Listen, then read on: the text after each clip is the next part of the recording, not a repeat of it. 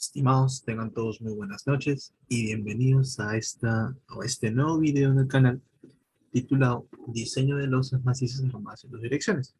En esta ocasión vamos a basarnos en los lineamientos de la norma ISO 60 y utilizando el método de los coeficientes, ya que recordemos que para diseñar una losa armada en dos direcciones existen varios métodos y en las normas están estipulados, por lo cual pueden utilizar cualquiera de ellos.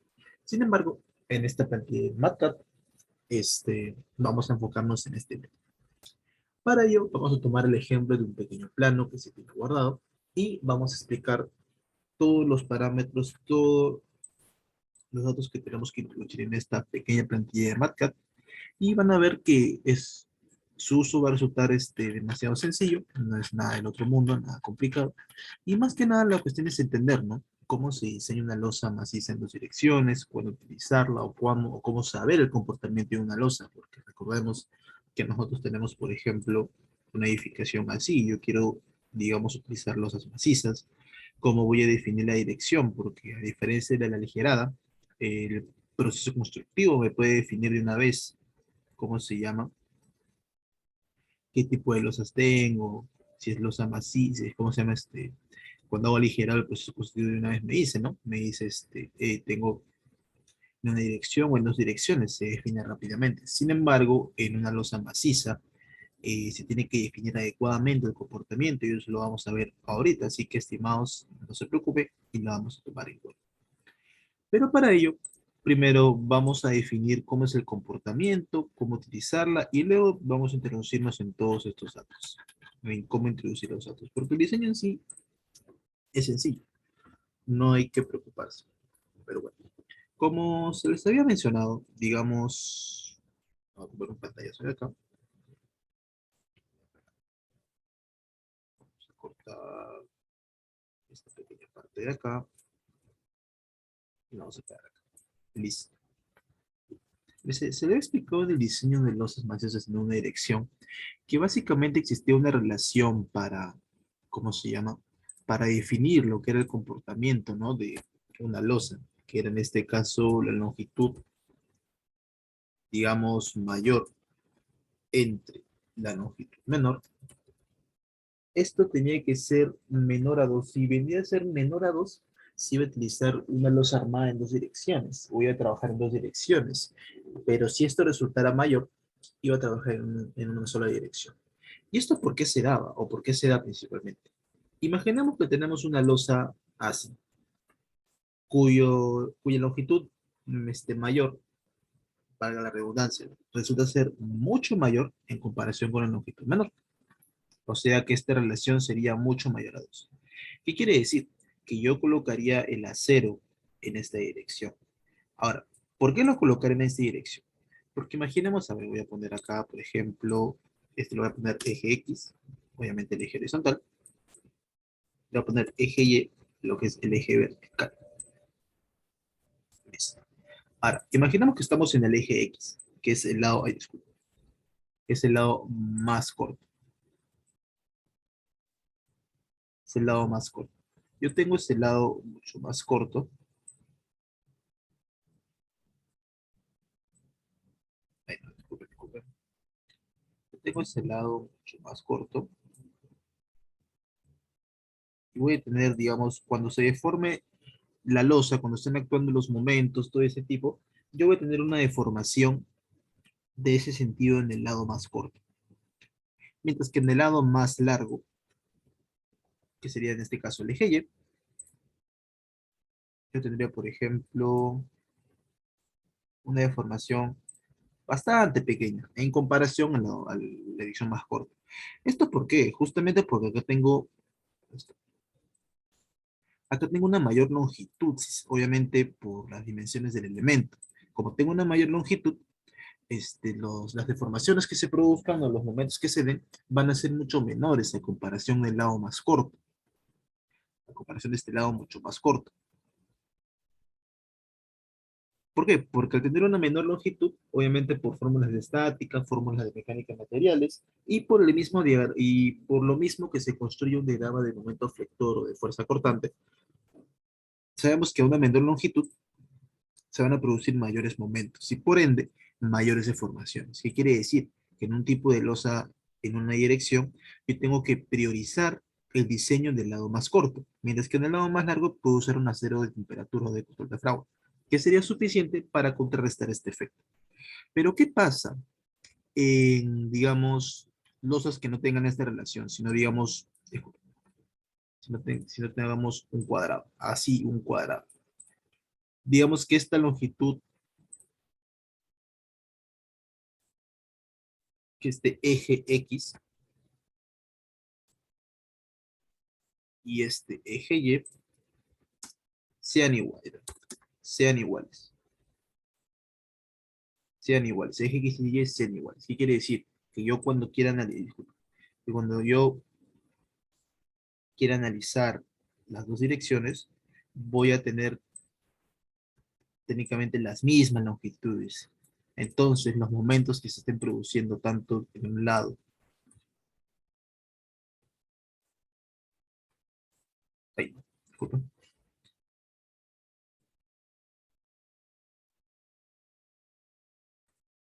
en un lado como en el otro, van a ser iguales, obviamente si son la misma longitud. Si son, digamos, un poquito diferentes, obviamente van a haber cierta diferencia, ¿no? Pero digamos, si son la misma longitud, los momentos que se van a dar van a ser iguales en ambas direcciones. ¿Qué quiere decir? Que yo no puedo priorizar un lado por encima del otro. No, tengo que priorizar ambos lados y diseñar ambos lados, porque los momentos que se den van a depender de eso justamente. ¿Se entiende, estimados? No es como acá que yo priorice el lado más corto, el lado más largo, ¿no? Y justo por eso está esta relación que está acá, de longitud mayor entre longitud menor.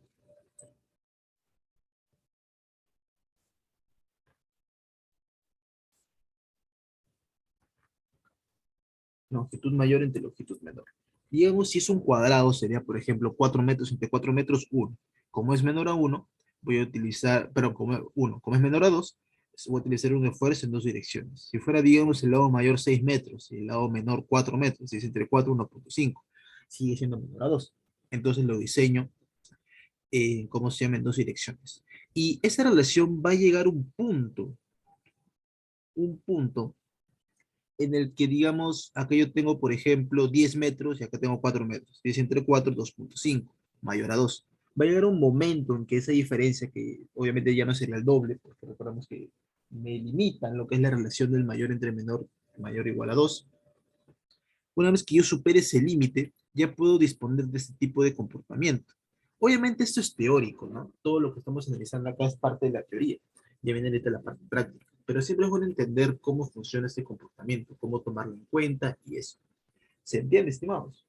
Bien. Ahora, también hay otro tipo, digamos, en nuestro canal hemos presentado una plantilla de predimensionamiento.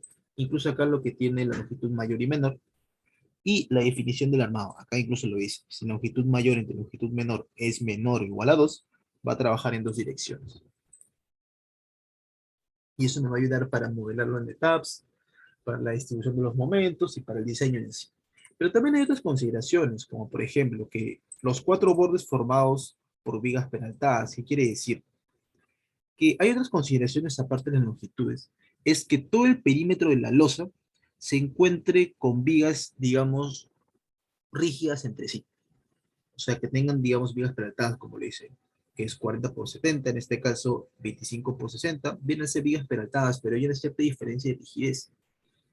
Esto con esto quiere decir, y eso lo vamos a ver incluso en la plantilla, porque nada más lo plantea, que lo que yo no busco justamente es que, o que lo que yo busco principalmente es que los cuatro lados tengan vigas principales, mientras que los otros lados, si bien es cierto, pueden haber vigas secundarias, como en este caso, no sean de un peralte mínimo, que no se pueda producir la rigidez en ese lado. Es decir, que yo estoy asegurando, digamos, en esta relación y en estos momentos, que estos cuatro lados que están acá confinen adecuadamente el elemento, lo encuentren confinado, y así se produzcan momentos en ambas direcciones considerables que yo pueda analizar. ¿Se entiende? Si no puedo asegurar que es todo el perímetro de la losa se encuentra adecuadamente confinado para producir esos momentos, esa distribución de momentos, ¿cómo se llama? no lo puedo asegurar del todo y sería como se llama, tendría que enseñarlo como una dirección. Pero ahorita vamos a ver en la plantilla, no se preocupen. Bien, estimados, si se ha entendido y se va a entender, vamos a ver rápidamente el plan. Tenemos dimensiones de 550 por 650, 6 por 650, 550 por 650, 5 por 550. Vamos a tomar el más perjudicial. Vamos a poner, por ejemplo, 6.5, el lado mayor, entre 5.5. 1.18 menor a 2. Vamos a poner 6.5 entre 6. 1.08 menor a 2. Vamos a poner 5.5 entre 5. 1.1. ¿Se dan cuenta? En las losas de todo este pequeño plano, yo tengo, por ejemplo, o podría aplicar, mejor dicho, losas en dos direcciones. Losas macizas, en este caso, que vamos a hacer el ejemplo. ¿Se entiende? La mayoría de losas, por no decir todas, contienen una relación de longitud mayor entre longitud menor, mucho menor a 2. ¿Qué quiere decir? Que si yo tomo en cuenta el diseño de losas macizas, tengo que analizarlo para las dos direcciones. Y eso es lo que vamos a hacer ahorita. Para este ejemplo vamos a tomar el ejemplo de la esquina, para no perjudicarnos tanto. ¿Se entiende? Listo. A ver. Ahora sí vamos directamente a la plantilla. Acá tengo un pequeño esquema de la plantilla, MA, MB, ahorita vamos a ver. Longitud A, longitud B. Altura de la losa, o peralte total de la losa, que es el espesor. Voy a considerar un espesor de 20. A ver. Vamos a ver inicialmente un espesor de 20.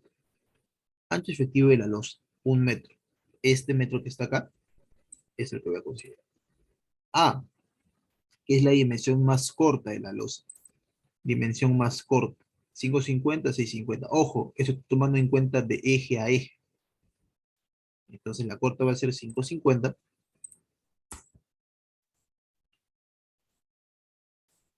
Disculpe. Y la dirección más larga, 650. De eje a eje, pero de la viga, no de la columna, de la viga. Porque la viga es la que me está confinando la losa. 650. Voy a considerarla acá, ya no 720, sino 6.50. Listo, estimados. Estamos llenando poco a poco los datos preliminares, como me indica la plantilla, que son las propiedades geométricas del elemento. Recubrimiento, 3 centímetros para losas, eso ya lo sabemos. Y un plato efectivo, restándole la altura menos el R, tendría 0.17 metros. Las propiedades mecánicas, vamos a considerar 210, nada más. El módulo ya sabemos cómo hallarlo. Todos estos datos ya están asociados, ¿cómo se llama? A las anteriores plantillas que hemos presentado en el canal. Cómo hallarlos, todo. El peso específico del concreto también. Ahora, siempre hay que recordar que al menos en las plantillas que estamos presentando en este canal y en esta página, es que lo resaltado con amarillo son los datos que se pueden editar. Lo resaltado con plomo ya son los datos que me bota el cálculo de la plantilla. ¿Qué quiere decir? Que esto yo no lo puedo modificar. Yo puedo modificar el 210. Si le pongo, por ejemplo, 280, el plomo automáticamente va a variar. ¿Se entiende? Lo resaltado con plomo son los cálculos que de por sí ya me da la plantilla, lo que está programado, mientras que lo de color amarillo es lo que yo puedo editar según los datos que tenga, según los modelos que yo tenga. Listo. Ahora sí. El punto número 2 de esta plantilla corresponde a un predimensionamiento de la losa. ¿Se entiende? Ahora, ahí está. Predimensionamiento para 2 paños discontinuos, predimensionamiento para 3 paños continuos. Es decir, todo esto lo que está acá hay que recalcarlo, que es lo que me indica la norma, la S60. Hay un predimensionamiento inicial que hay que hacer. Por ejemplo, para 2 paños discontinuos, disculpe, sería 2 por A más B, ambas longitudes, en 360. Para, para 3 paños continuos, como se llama, 2 por A más B, en 370. Y para 4 paños continuos sería 2 por A más B, en 380. ¿Se entiende? Voy a tomar el mayor de estas dimensiones, que sería 15 centímetros, que es el que me sale acá. Ahora, acá me refiero con 2 paños discontinuos, 3 paños continuos, 4 paños continuos. Estamos analizando este ejemplo, esta losa que está acá. Voy a tomar, voy a tomar un pantallazo.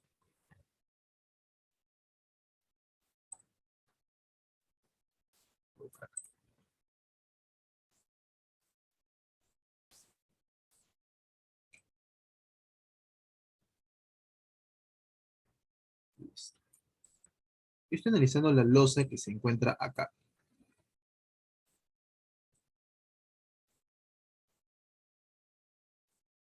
Yo tengo en esta losa 4 lados para analizar.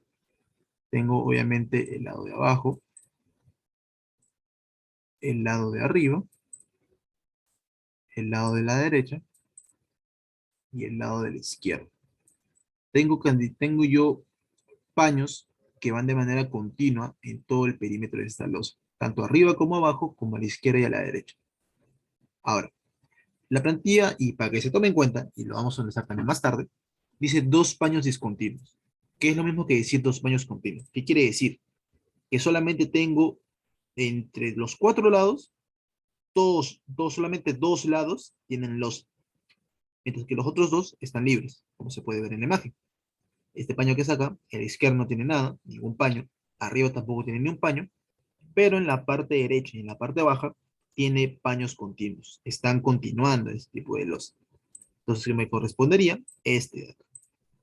¿Qué quiere decir? Que puedo tener un mayor peralte, un mayor espesor de losa. ¿Por qué? Porque no está, digamos, confinado del todo. No tengo mucho confinamiento de los alrededores en términos de losa, de elemento losa. Cuando tengo 3 paños continuos, me podré referir a este caso. Y ya se van a dar cuenta por qué. Porque tengo tanto la izquierda como la derecha, como abajo, 3 paños. Arriba no tengo nada. Solamente tengo de los 4 lados 3 paños que están continuamente. Es que el último me correspondería, digamos, a este lado que está acá. Tanto este de acá o este de acá. ¿Se entiende? Porque tengo uno, dos, tres, cuatro. 4 paños estimados. Pero al final yo prefiero tomar siempre el más perjudicial, que sería 15 centímetros. Ahora, tengo que verificar el espesor de la losa. Recordemos que inicialmente yo propuse 20 centímetros, 0,20 metros, y acá me sale que al final, según los cálculos, debería ser 15. ¿Qué quiere decir? Que sí estoy cumpliendo con la norma. ¿Se entiende? Bien, Steve. Ahora vamos al metrado de cargas en este punto número 3. Vamos a empezar con el predimensionamiento, perdón, con el metrado de cargas, pero con la carga muerta, que es el peso propio. ¿Cómo calculamos el peso propio? Sencillo. El peso específico de la losa por su altura. Y voy a tener una carga distribuida por metro cuadrado, distribuida en todo el área. Además de la carga muerta, perdón, del peso propio en la carga muerta, tengo que añadir, digamos, la tabiquería, los acabados, etc. ¿Por qué? Porque en toda esta losa que está acá, yo voy a tener cargas. El peso propio del elemento, la carga de tabiquería, que viene a ser los muros que van a dividir los espacios, ¿cómo se llama? El peso de los acabados, que viene a ser los fenólicos, todo lo que se coloca encima del muro pero del muro, encima de la losa para formar el falso piso, etc. ¿Se entiende? Yo voy a considerar un peso de tabiquería de 210 y un peso de acabados de 100. Y tendría un total de carga muerta, obviamente por metro cuadrado, de 0,790. ¿Se entiende, estimados? Listo. Ahora, carga de o la sobrecarga de uso. Eso va a depender netamente del tipo de uso y de edificación. Y eso lo vamos a encontrar en la norma E020. Acá yo voy a considerar una carga de 0,500 toneladas por metro cuadrado. Eso obviamente va a ser distribuida en todo el área. Y tenemos tanto la carga muerta como la carga viva. Bien. Obviamente, si desean, lo pueden añadir más cargas que estén considerando. Y solamente en carga muerta lo voy a sumar el valor que yo he creado. ¿Se entiende?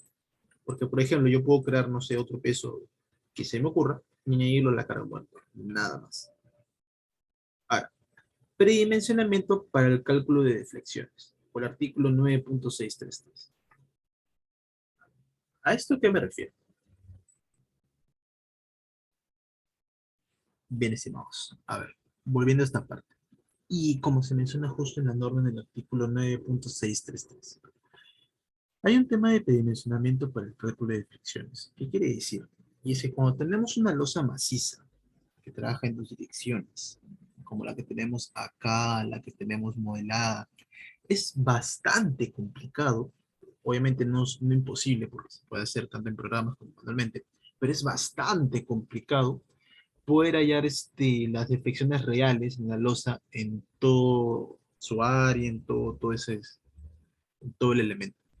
¿Qué quiere decir? Que yo puedo utilizar el método de elementos finitos, un montón de teoremas, o sea, en fin, ¿cómo se llama? No viene al caso, pero digamos es más complicado poder hallar esas deformaciones que se presentan. Entonces, la norma que me dice, la norma que me propone, de que para el tema de losas, en este caso de diseño de dos direcciones, yo puedo hacer un predimensionamiento inicial. Y si digamos ese predimensionamiento me marca un límite y el espesor que yo tengo resulta ser menor, ¿cómo se llama?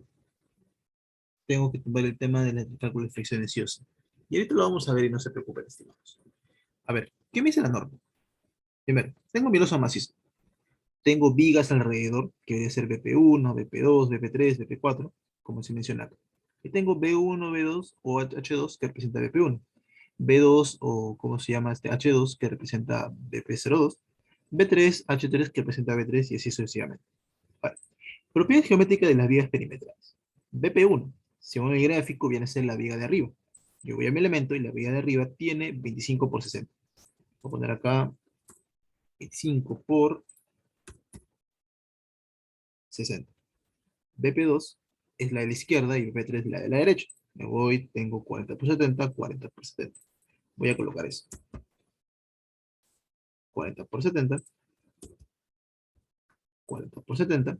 Y BP4, que es la de abajo, 25 por 60. Ahí, la de abajo. Vamos a poner entonces 25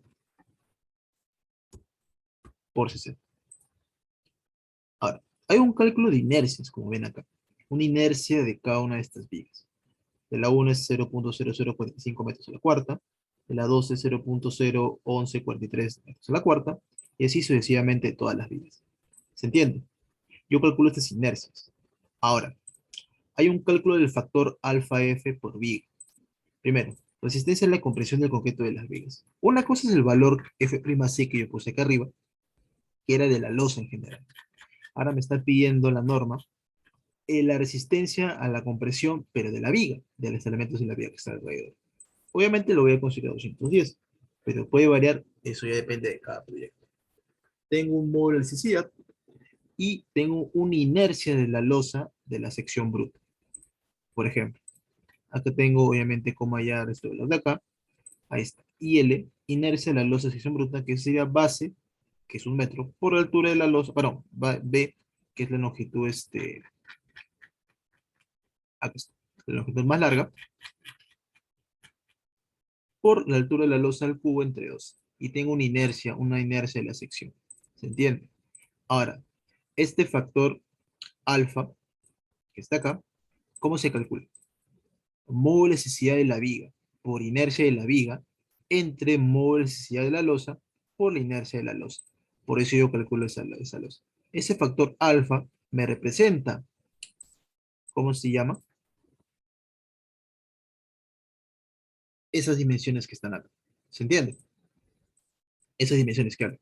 Esa relación entre las inercias de la losa. Yo tengo que comparar la inercia de la losa con la inercia de cada vía que rodea el elemento. Por eso tengo un factor alfa, relacionando justamente mol necesidad por inercia entre mol necesidad por inercia. Obviamente de diferentes elementos, como se puede ver en las fórmulas. Yo voy a aplicar eso para cada viga, y tengo 1.038, 2638, acá están los valores. Y ahí está, la relación entre la rigidez a la flexión de una viga y una franja de losa, ¿con eso qué quiere decir? Que yo voy a comparar ambas rigideces de ambos elementos, porque todo este elemento de viga está confinando el elemento losa que está acá, a este elemento de área. Yo, al comparar sus rigideces, puedo ver si calculo o no las deflexiones, y lo vamos a ver ahorita. Bien. Relación entre la rigidez a la flexión de una viga y una franja de losa. Obviamente, este alfa FM viene a ser un, ¿cómo se llama? Un redondeo, perdón, un promedio de todos los valores que están acá. ¿Se entiende? Es un promedio de este. Ahora, el valor de beta. Beta viene a ser B entre A. ¿Se entiende?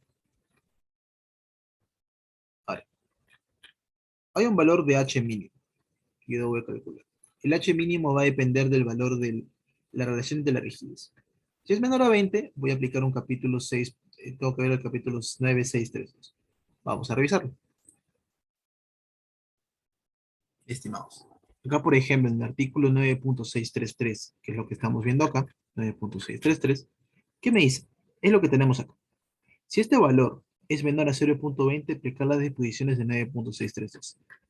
Todo lo que me dice. ¿Y qué me dice este artículo?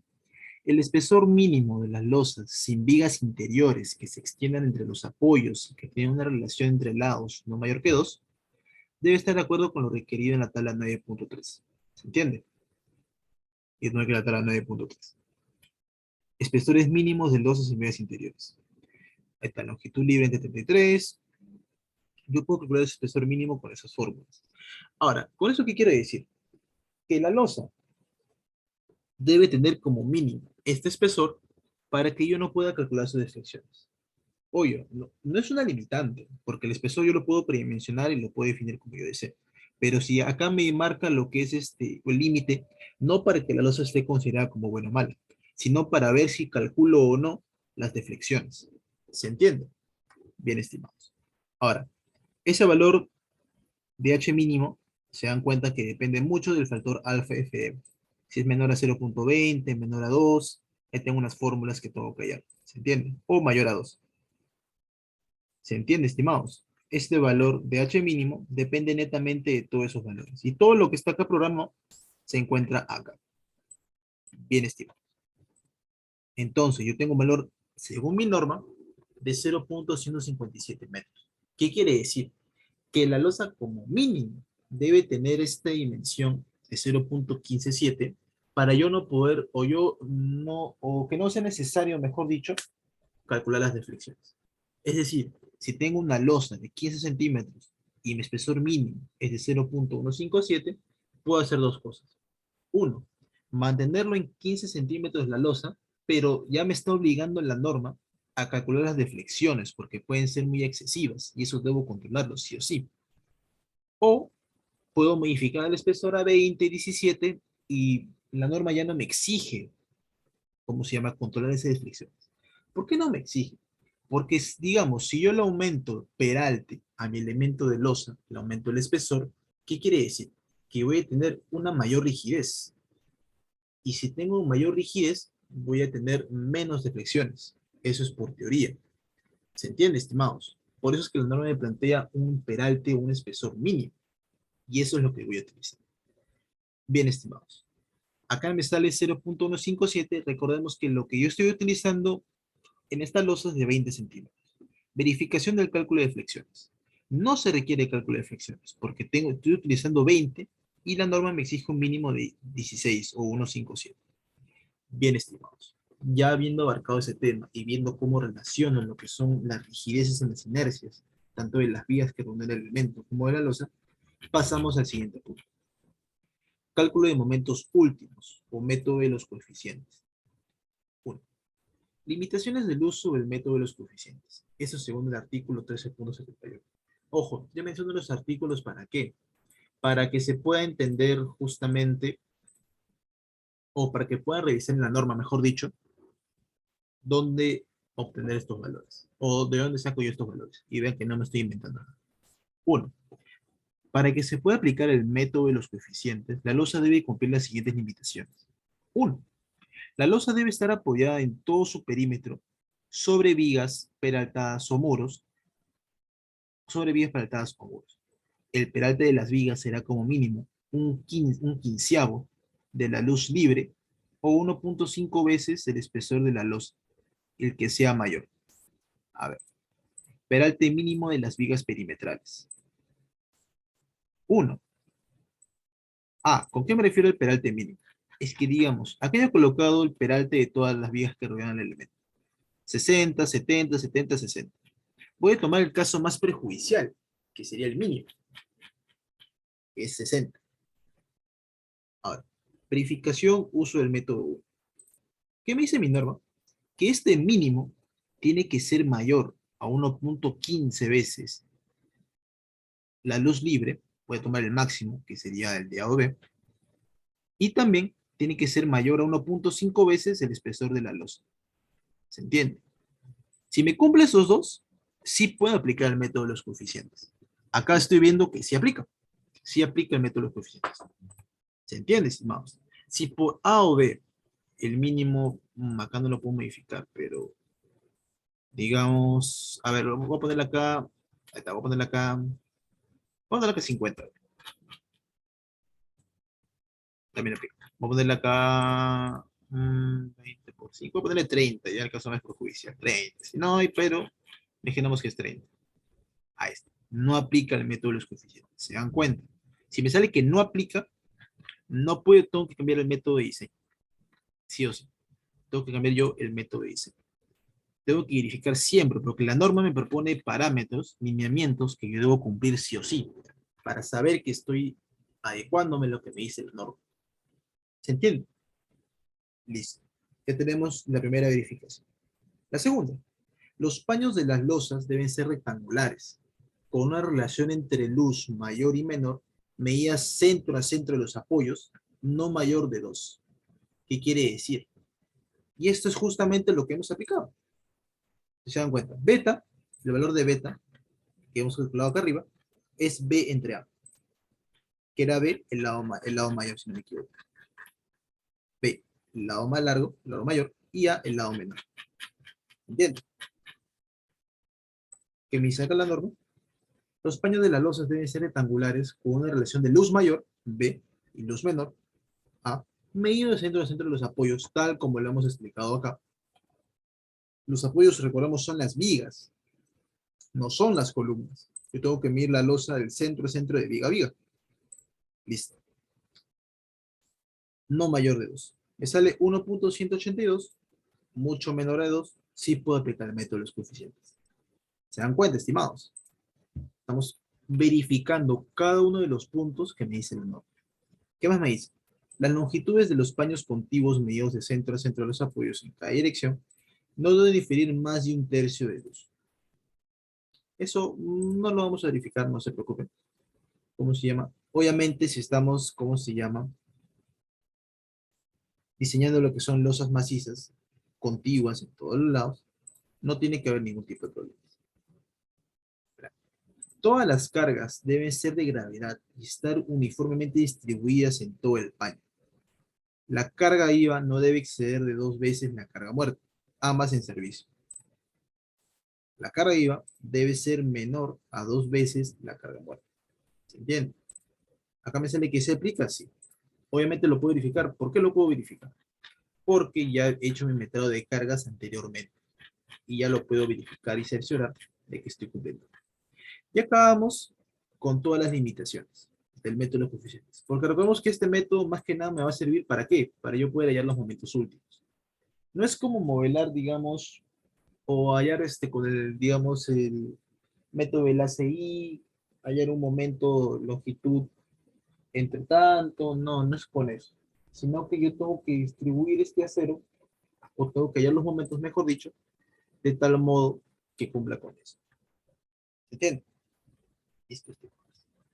Ya hemos verificado que sí puede aplicar el método de los coeficientes. Vamos a ver la carga, el cálculo de la carga uniformemente repartida. Ahora, me dice, carga muerta más carga viva, ¿para qué? Para los momentos negativos. La carga muerta para momentos positivos y la carga viva para momentos positivos. Ahorita vamos a ver. Primero, la primera combinación, 1.40 carga muerta más 1.70 carga viva, tengo este valor de aquí. Viene a ser mi W último 1. Esto es para los momentos negativos. ¿Se entiende? ¿Qué quiere decir con esto? Ahorita lo vamos a ver, estimados. No se preocupen. ¿Esto qué quiere decir? Que yo voy a hallar, digamos, los valores del momento negativo de una sola vez, utilizando las combinaciones de carga. Pero para momento positivo, voy a hallar por un lado la carga muerta, por un lado la carga viva. Y cuando tenga esos valores de momento, los voy a sumar al final. Lo vamos a ver ahorita. Así me especifica la norma y así lo voy a aplicar. Ahora, cálculo de coeficientes para momentos. La norma me dice que tengo que definir un caso de carga. Un caso, ¿en qué caso me encuentro? Caso 1, caso 2, caso 3, caso 4, caso 5, 6, 7, 8, etc. ¿Qué quiere decir? Que digamos, justo como lo explicamos hace un rato, el tema de los paños continuos. Caso 1, ¿qué quiere decir? Que no tengo ningún paño contiguo a los alrededores. Ahora, ¿a qué me refiero con paño continuo? Paño de losas macizas. Porque, por ejemplo, el caso uno se puede dar en el tema cuando haya sensores. Cuando haya sensores, en planificación yo opto por usar losas aligeradas. Normalmente en los ascensores o al costado de la caja de sensores, yo voy a usar lo que son losas macizas. Y esa losa maciza, si bien es cierto, tiene paños continuos en los costados, pero de losa aligerada, no tengo ningún paño continuo de losa maciza, ya que, como les menciono, edificaciones de losas aligeradas, ¿cómo se llama? Solo utilizo losa maciza en el tema de sensor y viene a ser la única losa maciza en toda la edificación, o mejor dicho, en todo el diafragma. Entonces aplico el caso uno, porque no tengo ninguna otra losa maciza en los alrededores. El caso 2 es cuando todas las losas estén macizas en los cuatro lados. Caso 3 solamente izquierda y derecha. Caso 4 izquierda y abajo. Y así como se ven las imágenes. Donde está resaltado en negro es donde continúa la losa maciza. ¿Entienden? Ahora, yo estoy analizando este caso. Tengo losa maciza en el lado derecho y losa maciza en el lado de abajo. ¿Cuál me corresponde? Tengo losa maciza en el lado de abajo y losa maciza en el lado derecho. Puedo aplicar, no me lo menciona mucho acá, pero si no, puedo aplicar tanto el caso 4. El caso 4 puede ser lo mismo, ¿cómo se llama? Para un lado como para el otro. No hay ningún tipo de problema. Los otros casos, obviamente, ya son diferentes, lo estamos viendo ahí. No se preocupe. Es como el caso 6 y el caso 7. En el caso 6 puede aplicar tanto arriba como para abajo, o sea, en un solo lado. En el caso 7, derecha e izquierda, en uno solo de esos lados. ¿Se entiende? Le aplicar entonces caso 4. Ahora, ¿para qué uso esto el caso de análisis? Y ahorita vamos a verlo. A ver, un momento. Es que si yo me voy a la norma, a leer todo el tema de los momentos, cómo hallar esos momentos, porque como yo les mencioné, yo no voy a aplicar el método del ACI, nada, no. Los momentos se calculan ya como estoy trabajando en dos direcciones con otro tipo de fórmulas. Y eso me lo especifica la norma, según la relación de la longitud más larga y la longitud más corta, y según la cantidad de paños continuos que yo tengo. Y obviamente diferente para momento negativo y momento positivo. Por ejemplo, relación A y B. Yo tengo un valor de CA y C sub B dependiendo de esta relación. Si esta relación es igual a 1, tengo un valor de 0,045 para un caso 2, 0,050 para un caso 4, y así varía para cada uno de los casos. Para 0,95, o sea, A entre B, me sale 0,95. Tengo un valor para caso 2, para caso 4, para caso 6, para caso 8, 9, etc. ¿Eso qué quiere decir? Que yo tengo todo un cuadro en el cual yo tengo que definir primero la relación de la longitud larga y la longitud corta y en qué caso me encuentro, que es el tema de los paños continuos de la luz. ¿Se entiende? Yo tengo que definir correctamente ese valor. Ahora, una vez que yo define estos dos valores, ya puedo definir del cuadro qué valor tomar. ¿Se entiende? Eso es lo que yo tengo que definir. Ahora, lo que me refiero al A y al B es un coeficiente de momento negativo para la dirección corta, que es la A, y para la dirección larga, que es la B. ¿Se entiende? Ahora, obviamente el valor del M lo puedo redondear al 0,005, porque no puede que no me salga un valor así exactito.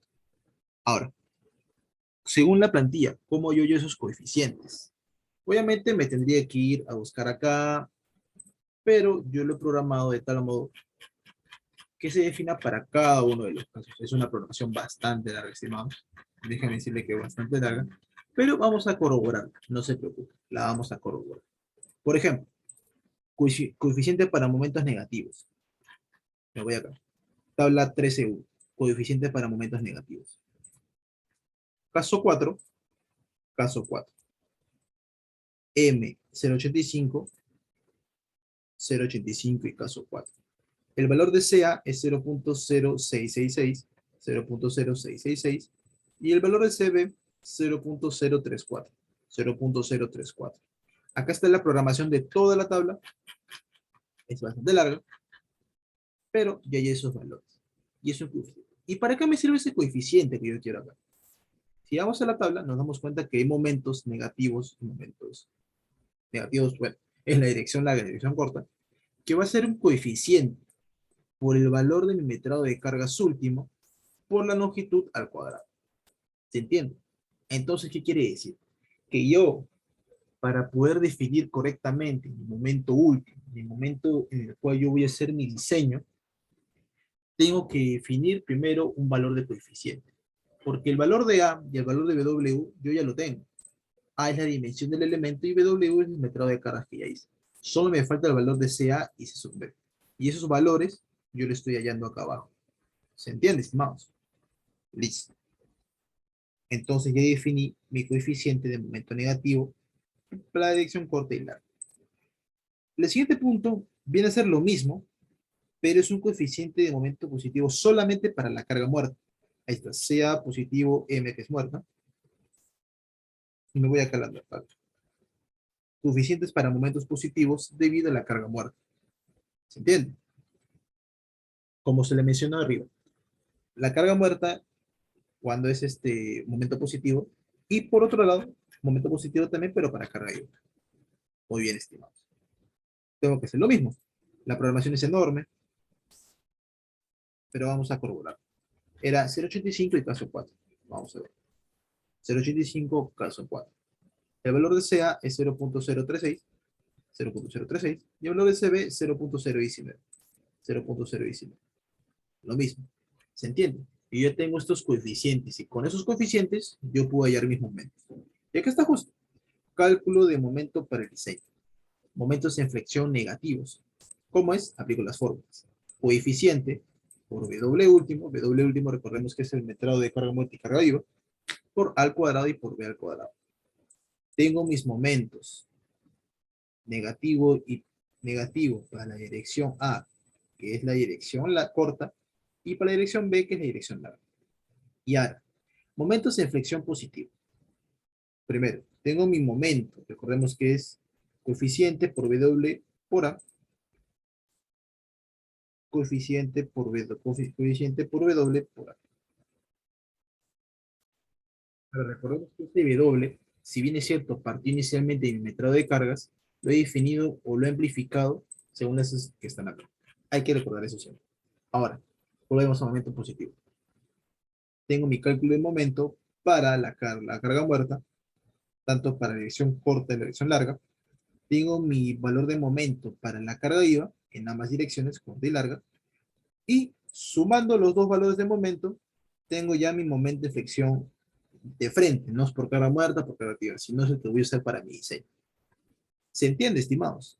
Ya, básicamente todo el trabajo consiste en el tema de losas macizas en dos direcciones, en hallar estos valores. Porque yo, como les menciono, yo no voy a hallar en mi momento último aplicando el método de los coeficientes, fórmulas, no. Lo puedo hacer con elementos finitos y compararlo, o puedo aplicar el método de la norma, que es el método de los coeficientes, que es lo que estoy aplicando justamente ahorita. Hallar esos coeficientes, amplificarlos, etc. Bien, estimados. Creo que ya hemos terminado por ese lado. Ya hemos creado los momentos, y el resto que continúe es sencillo. Voy a aplicar las fórmulas de siempre, las fórmulas de hipótesis de Whitney, voy a calcular las cuantillas y lo vamos a ver justamente ahorita. Bien, estimados, continuamos. Verificación por corte. Vamos a ver. Verificación por corte en una dirección. ¿A qué me refiero con esto? A que nosotros sabemos que cuando estamos trabajando en losas o en elementos puntuales, ya sean zapatas, ya sean abacos de columnas, yo puedo trabajar con un corte en una dirección o el corte en dos direcciones. Y el corte en dos direcciones se le llama el efecto del punzonamiento. Ahora vamos a ver primero el tema de la verificación por corte. Primero, según el artículo 13731, yo puedo hallar el cortante actuante o el último de la losa a una distancia d con la siguiente fórmula. W1 por A sobre 2 menos D por 1. Recordemos que W1 es la amplificación de 1.40 carga muerta más 1.70 carga viva. Tomo en cuenta ese efecto y tengo el cortante. Ahora, el cortante admisible del concreto, que es el aporte del concreto, que es 1.10, 0.53 raíz de prima C, por el ancho de la losa por D. Tengo 14.32. Reduzco ese corte por este factor de reducción y verifico si este corte es mucho mayor. Estamos viendo que es mucho, bastante mayor, entonces no hay ningún problema. Hemos verificado. Ahora, En losas se encuentran apoyadas en sus cuatro bordes por vigas peraltadas, el corte por funcionamiento no es predominante, solo el corte en una dirección. Eso me dice la norma. Hay que tener en cuenta eso. ¿Se entiende? Y no vamos a tomarlo mucho en cuenta. ¿Por qué? Porque sería un caso muy perjudicial, digamos, muy existente, por así decirlo. Pero normalmente este caso se en todos los elementos. Bien, estimados. Seguimos entonces. Ahora viene el diseño por flexión. Recordemos que tenemos un elemento, una franja de losa de 1 metro por una altura tal. Recordamos que MA negativo y MA positivo son los momentos tanto negativos como positivos, pero en la dirección larga, si no me equivoco. Vamos a ver. Ahí está, dirección A, disculpa. Dirección corta, perdón, dirección corta. Mientras que el momento B negativo y el momento B positivo son los momentos tanto negativo como positivo, pero en la dirección más larga. ¿Se entiende? Entonces yo para todos esos casos, para todas esas direcciones, voy a tener un tipo de refuerzo, lo que estamos viendo ahorita. ¿Se entiende? Porque lo que yo quiero hallar realmente, digamos, en un elemento de dos direcciones, es esto que está acá. El refuerzo que está acá, que está acá, está acá, y el refuerzo que está acá, y que está acá. Obviamente, disculpa, tanto arriba como abajo. Por eso es que hay un momento negativo y un momento positivo. La plantilla está diseñada, ¿cómo se llama? Para el refuerzo negativo, positivo, para, en fin, para todas las direcciones de análisis. Básicamente es lo mismo que vamos a hallar. Así que voy a explicar solamente uno y el resto va a ser lo mismo. Lo vamos a ver. Uno, el refuerzo mínimo. ¿Qué me dice mi refuerzo mínimo? 0,70 R'C o 0,0018. Mi refuerzo mínimo es 0,0024, entonces el acero mínimo a utilizar es 4,11 centímetros cuadrados.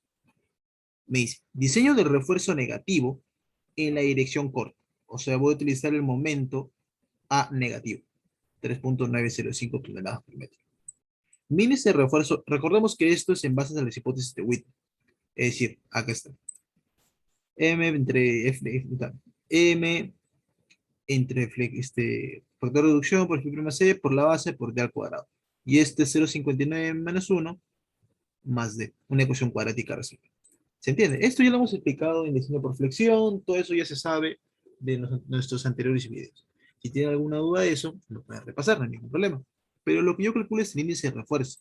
¿Por qué? Porque mi cuantía requerida va a depender netamente de mi índice de refuerzo. Ahí está, índice de refuerzo por F'C entre F y E. ¿Se entiende? Tengo mi cuantía requerida. Y recordamos que el área de acero que yo requiero es la cuantía por la base por el peralte, que es 6,36 centímetros cuadrados, que es lo que yo tengo acá, es mi acero. Acá lo vamos a ver incluso. Acero, cuantía por base de la losa por peralte efectivo en este caso. Obviamente mi acero a utilizar va a ser el máximo entre esta fórmula y el acero mínimo, porque este acero que está acá no puede ser menor al mínimo, hay que recordar eso siempre. Listo.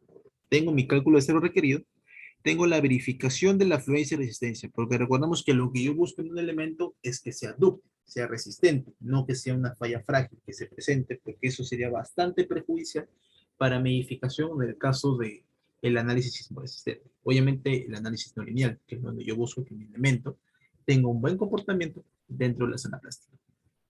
Empecemos. El A, que es la altura del bloque con presiones, se puede hallar fácilmente con el acero que yo he calculado. Listo. El valor de la distancia del eje neutro la puedo hallar también con el valor de A, entre beta 1. Recordamos que beta 1 es el valor que depende netamente del F'C. Beta 1. Porque hay un valor de beta que estamos utilizando, que es la relación entre la longitud larga y la longitud corta. A ver, ahí está. ¿Se entiende? Ya. Ya tengo mi valor de C. La deformación unitaria del acero la puedo hallar con relación entre ángulos en mi diagrama de esfuerzos del elemento. Y el tipo de falla que se presente va a ser dúctil. ¿Por qué? Porque ese que yo he hallado viene a ser mayor que el SY que yo he calculado inicialmente. O no he calculado, sino el que me menciona la norma en la teoría, que es de 0,0021. ¿Se entiende? Es una falla dúctil. Mi momento nominal resistente depende del acero por D por FY por D menos A entre 2. Esas fórmulas ya las sabemos, ya las hemos calculado anteriormente. 4,34. Entonces, mi momento reducido es 3.906 toneladas por metro. Es mi momento nominal reducido. ¿Se entiende? Acá lo que yo verifico es que siempre es una falla dúctil y me cumple la resistencia. ¿Cómo me cumple la resistencia? Si el momento nominal reducido es mucho mayor al momento actuante, que es 3.905, 3.906, mayor o igual. Sí cumple. ¿Se entiende? Ahora, ¿qué me dice? Acero, colocar y separación máxima. El acero a colocar en losas tiene que ser mayor a media pulgada. Yo puedo colocar, por ejemplo, 3/4. Disculpen. Ay, me equivoqué. 3/4. Y va a ser mayor separación. ¿Qué quiere decir? Que si yo coloco un mayor diámetro de acero, estos pueden estar mayor separados entre sí. Porque, ¿qué quiere decir? Si yo tengo mi refuerzo de acero más cerca entre sí, voy a tener una mayor cantidad o refuerzo de acero por metro, por un metro de longitud. ¿Y eso cómo lo logro? Aumentando o disminuyendo el diámetro. ¿Qué quiere decir? Yo uso una pulgada, por ejemplo, el acero puede estar bastante separado entre sí, 80 centímetros. Media pulgada, 20 centímetros. ¿Se dan cuenta? Menor diámetro de la varilla, va a haber menor separación entre ellas. Mayor diámetro de la varilla, va a haber una mayor separación entre las varillas. ¿Se entiende? Voy a dejar un medio para hacer exacto. El que está acá es lo mismo que está acá arriba, los mismos cálculos, W negativo, todo esto, pero este es para mi refuerzo positivo en la dirección corta. Este era mi refuerzo negativo en dirección corta, este es refuerzo positivo. Es decir, el momento A positivo, 2.310. Los mismos cálculos, falla dúctil, si cumple, voy a utilizar media pulgada cada 35. ¿Se entiende? Porque tengo menor momento, todo ese tipo de cosas. No se preocupen, estimados. ¿Listo? ¿Se entendió? Ya. Diseño de refuerzo negativo en la dirección larga. Refuerzo negativo, dirección larga. MB 2.810. Ahora, ¿por qué el segundo que he calculado es 35 y este es 20? Porque si se dan cuenta, la diferencia de momentos es bastante. Literalmente, este es el doble que hay acá. Y es por eso es que el momento positivo requiere una no tanta separación como las que se debería inicialmente. Por eso un medio, 35 centímetros. Voy al otro lado, un medio, 30 centímetros. Al de abajo, un medio, 35 centímetros. ¿Se entiende? Solamente es calcular el tema de la falla dúctil, ver si me cumple la resistencia y ya quedaría. Ahora, con todo esto que he calculado y todos los que he visto ahí arriba, ya estoy por finalizar mi plantilla, mi diseño, que es resumen de resultados. Acá tengo MB, MA, que es la dirección corta, MB la dirección larga y el acero que voy a utilizar.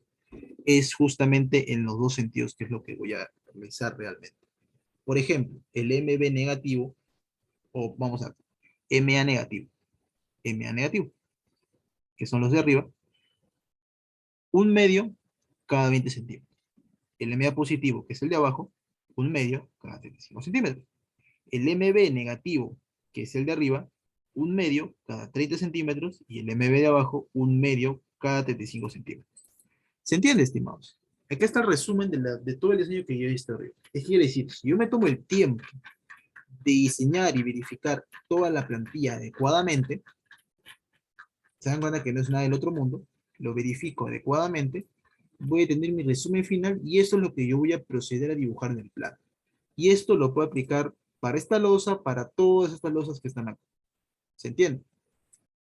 Bien, estimados. Espero la verdad que bueno, se haya entendido, que haya quedado bastante claro. Y si tienen alguna duda, no duden en comunicarse conmigo.